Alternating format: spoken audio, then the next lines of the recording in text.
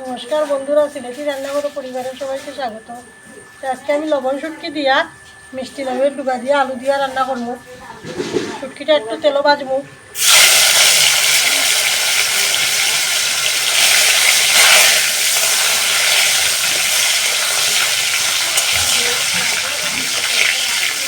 এবং পেঁয়াজটা দিয়ে যাও, শুটকির লগে পেঁয়াজটা ভাজা ভাজা দিব।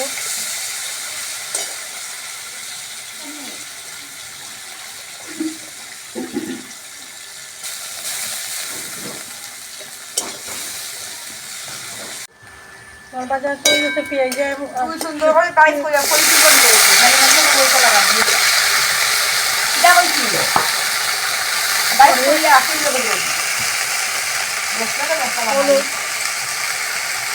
লবণ, বাটা রসুন, এখন আমি ডাকিয়ে দিলেই হোক।